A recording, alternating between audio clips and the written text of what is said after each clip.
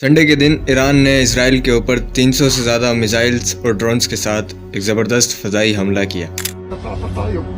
Iran tonight launched a swarm of drones at Israel. Explosions lit up Israel's night sky. For the last several minutes, we've seen these flares streaking all across the skies over Jerusalem. जिसके बाद Israel ने भी सख्त जवाबी कार्रवाई करने का ऐलान कर दिया। और दूसरी तरफ रशिया यूक्रेन वॉर में वेस्ट और रशिया के बीच में कशीदगी बढ़ती ही जा रही है और बात यहाँ तक पहुँच गई थी कि रशिया ने नेटो कंट्रीज को न्यूक्लियर वॉर तक की धमकी दे डाली। इन इवेंट्स के बाद दुनिया को वर्ल्ड वॉर 3 के खतरात लाहक हैं। तो आइए आज की इस वीडियो में डिस्कस करते हैं ईरान के इस हमले और दुनिया भर में गर्म होते हुए तीसरी आलमी जंग के माहौल को। And this is Sarfaraz Nisar Rajput welcoming you in the lights off consciousness.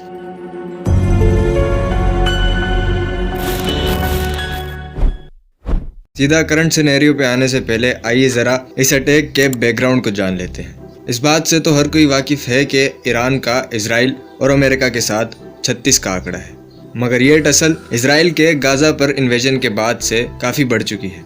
Iran, Yemen, Iraq और लेबनान जैसे मुल्कों से अपनी प्रॉक्सीज के जरिए इजराइल और अमेरिका को टारगेट कर रहा था टाइम टू टाइम।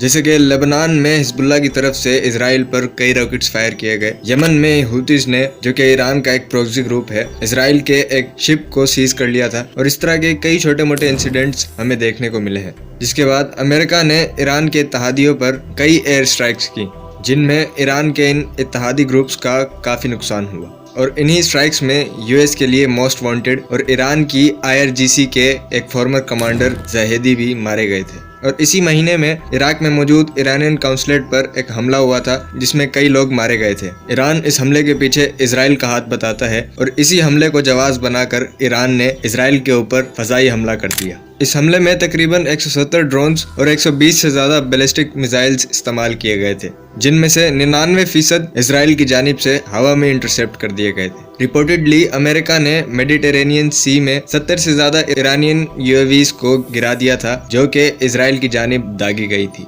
ईरान के मुताबिक इस हमले का टारगेट था इजराइल का नेवेटिम एयरबेस।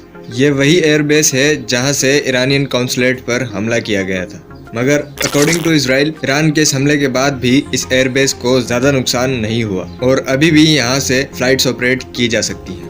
याद रहे कि इजरायली चीफ ऑफ स्टाफ ने मंडे के दिन ये साफ साफ बता दिया था कि इजराइल इस हमले का जवाब जरूर देगा। अलबत्ता मीडिया को अभी तक कोई डिटेल्स नहीं बताई गई।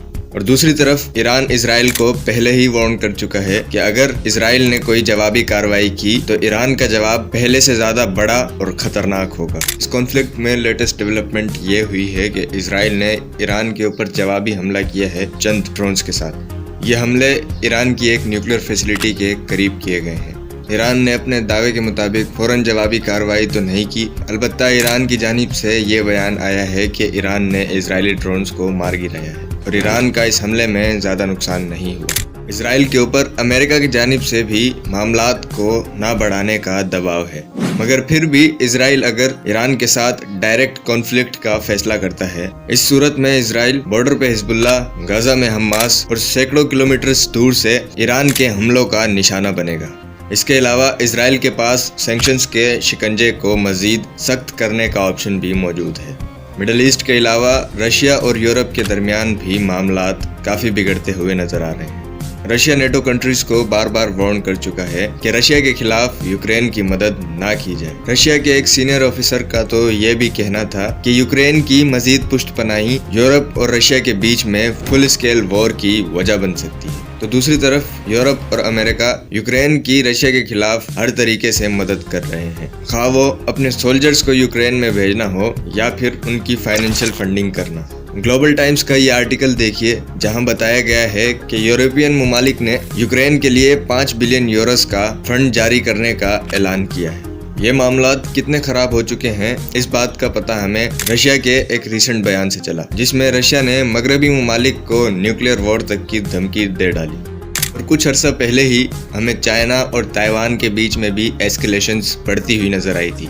उस वक्त एक्सपर्ट्स का कहना था कि चाइना कभी भी ताइवान के ऊपर वॉर डिक्लेयर कर सकता है और दुश्मन का दुश्मन दोस्त वाली पॉलिसी अमेरिका ने यहाँ भी इम्प्लीमेंट की।